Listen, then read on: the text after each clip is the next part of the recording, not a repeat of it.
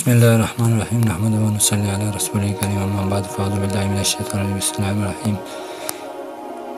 والسارق والسارقۃ فاقطعوا ایدیہما جزاء بما کسبا نکالا من اللہ واللہ عزیز حکیم۔ آج کا درس وہی نا وہ چوری کے بارے میں سارق۔ امام ذہبی رحمۃ اللہ علیہ نے الکبائر کے نام سے جو کتاب لکھی ہے جس میں کبیرہ گناہوں کو جمع کیا ہے، ان میں سرقہ چوری کو 33 نمبر پر شمار کیا۔ امام ابن حجر رحمۃ اللہ علیہ نے کتاب الزواجر میں فرماتے ہیں کہ سرقہ کے کبیرہ گناہ ہونے پر تمام علماء کا اتفاق ہے۔ قرآن کریم میں سرقہ کی سزا قطعیت ہاتھ کاٹنا بیان کی گئی ہے۔ اس سزا کو بیان کرتے ہوئے مرد اور عورت دونوں کا صراحتاً ذکر کیا گیا ہے، ورنہ قرآن کریم کا عام انداز یہ ہے کہ مردوں کو خطاب کرتے ہوئے کوئی حکم بیان کر دیا جاتا ہے اور عورتوں مردوں کے ضمن میں خود بخود شامل ہو جاتی ہیں۔ چنانچہ قرآن مجید میں ارشاد فارض اعلیٰ ہے، والسارق والسارقۃ فاقطعوا ایدیہما جزاء بما کسبا نکالا من اللہ واللہ عزیز حکیم۔ چوری کرنے والے مرد، چوری کرنے والی عورت کے ہاتھ کاٹ ڈالو، یہ ان کے فعلوں کی سزا اور اللہ کی طرف سے عبرت ہے، اور اللہ زبردست اور حکمت والا ہے۔ بظاہر ہاتھ کاٹنے کی سزا بڑی سخت معلوم ہوتی ہے، اور اس لیے خوف خدا سے عاری بعض لوگ اسے معاذ اللہ وحشیانہ سزا قرار دینے سے ہی باز نہیں آتے، لیکن جو لوگ اسلامی سزاؤں کے حکمت اور فلسفے سمجھتے ہیں، ان کے فوائد اور برکات کا کھلی آنکھوں سے مشاہدہ کر چکے ہیں، وہ خوب جانتے ہیں کہ یہ سزائیں وحشیانہ نہیں ہیں، بلکہ کہ وہ لوگ وحشی اور جاہل ہیں جو ان سزاؤں کو وحشیانہ قرار دیتے ہیں اور چوروں، ڈاکوؤں، سماج دشمنوں و دہشت گردوں کی پشت پناہی کرتے ہیں۔ اعتراض کرنے والوں کو قرآن حدود اور سزاؤں کی شدت تو دکھائی دیتی ہے، لیکن انہیں اس سنگ دل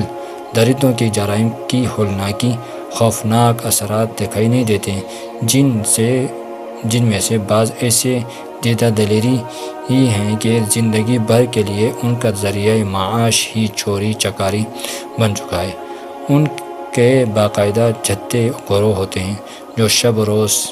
اور شریف اور پرامن انسانوں کو ان کے خون پسینے کی کمائی سے محروم کرنے کے لیے منصوبہ بندی کرتے رہتے ہیں۔ یہ چور اور ڈاکو انتہائی پرتعیش زندگی گزارتے ہیں، مہنگے ترین علاقوں میں ان کی رہائشیں ہوتی ہیں، قیمتی گاڑیوں پر سفر کرتے ہیں، باڈی گارڈ کے جلوے میں تقریبات میں شریک ہوتے ہیں، پیسے کے بل بوتے پر انتظامیہ سے عدلیہ تک ہر جگہ اثر انداز ہوتے ہیں۔ اگر وہ پکڑے بھی جائیں تو جیل میں شاہانہ ٹھاٹ بار سے رہتے ہیں، شراب سے شباب تک ہر چیز انہیں وہاں مہیا کی جاتی ہے۔ عبرتناک سزائیں نہ ملنے کی وجہ سے بے شمار بے روزگار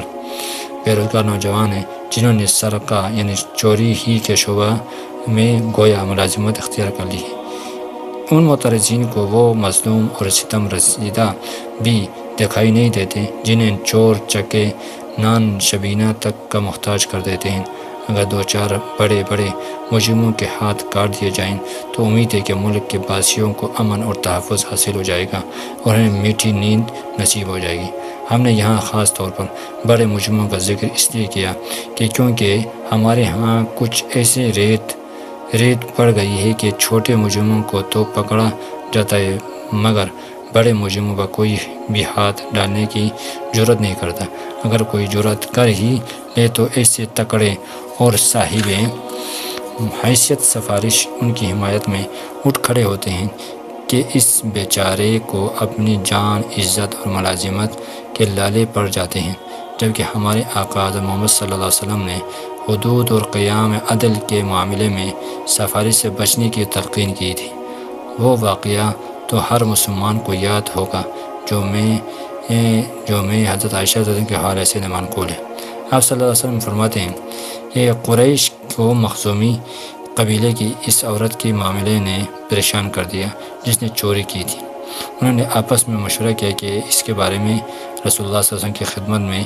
کس کو سفارشی بنا کر بھیجا جائے۔ آخر میں یہ طے پایا کہ اسامہ سے زیادہ اس کام کے لیے کوئی موضوع نہیں، کیونکہ وہ حضور صلی اللہ علیہ وسلم کے محبوب ہیں۔ چنانچہ وہ آپ کی خدمت میں سفارشی بن کر حاضر ہوئے۔ آپ صلی اللہ علیہ وسلم نے فرمایا، کیا تم حدود اللہ میں سے ایک حد کے بارے میں سفارش کرتے ہو؟ پھر آپ صلی اللہ علیہ وسلم نے کھڑے ہو کر خطبہ دیا جس میں فرمایا کہ اے لوگوں، تم سے پہلے لوگوں اس لیے گمراہ ہو گئے کہ جب ان کا کوئی معزز اور طاقتور آدمی چوری کرتا تھا تو وہ اس سے چھوڑ دیتے تھے، اگر کمزور چوری کرتا تو اس سے حد جاری کرتے تھے۔ اللہ کی قسم، اگر محمد صلی اللہ علیہ وسلم کی بیٹی فاطمہ بھی چوری کرتی تو محمد صلی اللہ علیہ وسلم اس کا ہاتھ بھی کاٹ دیتا۔ آج ہمارے ہاں یہی ہو رہا ہے،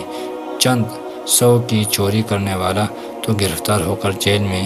گھلتا اور سڑتا رہتا ہے، جبکہ ملک کے خزانے سے دوسرے طریقوں سے کروڑوں اربوں چوری کرنے والے نہ صرف دندناتے پھرتے ہیں بلکہ معززین میں شمار ہوتے ہیں۔ ہمارے آقا صلی اللہ علیہ وسلم نے نو مسلمون اپنے اصحاب اور صحابیات سے جن باتوں پر بیعت لیا کرتے تھے ان میں سے ایک یہ بھی تھا کہ تم چوری نہیں کرو گے۔ حضرت عبداللہ بن عمر رضی اللہ عنہ روایت ہے، رسول اللہ صلی اللہ علیہ وسلم اپنے صحابہ سے فرمایا، میں تم سے اس بات پر بیعت لیتا ہوں کہ تم اللہ کے ساتھ کسی کو شریک نہیں ٹھہراؤ، اور کسی نفس کو ناحق قتل نہیں کرو گے، زنا نہیں کرو گے، چوری نہیں کرو گے، نشہ آور چیز نہیں پیو گے۔ جس شخص نے ان میں سے کسی جرم کا ارتکاب کیا پھر اس پر حد لگائی گئی تو اس کے لیے یہ کفارہ ہوگی، اور جس پر اللہ نے پردہ ڈال دیا تو اس کا حساب اللہ تعالیٰ کے ذمہ ہے۔ جس نے اس میں سے کوئی گناہ بھی نہ کیا اس سے اللہ تعالیٰ کی طرف سے جنت کی ضمانت دیتا ہوں، میں اس سے اللہ کی طرف سے جنت کی ضمانت دیتا ہوں۔ سرقہ ان گناہوں میں سے ہے جن کے بارے میں کہا گیا کہ کوئی مومن حالت ایمان میں اس کے ارتکاب کر ہی نہیں سکتا۔ حضرت ابو ہریرہ رضی اللہ عنہ سے روایت ہے، رسول اللہ صلی اللہ علیہ وسلم نے فرمایا، زانی زنا نہیں کرتا جس وقت کہ وہ زنا کرتا ہے اس حال میں کہ وہ مومن ہو، مومن نہیں ہوتا۔ شراب نہیں پیتا شرابی جس وقت کہ وہ شراب پیتا ہے اس حال میں وہ مومن ہو، یعنی مومن نہیں ہوتا۔ چوری نہیں کرتا جس وقت کہ وہ چوری کرتا ہے اس حال میں کہ وہ مومن ہو، یعنی مومن نہیں رہتا۔ لوٹ مار نہیں کرتا، یعنی کیا غصب نہیں کرتا،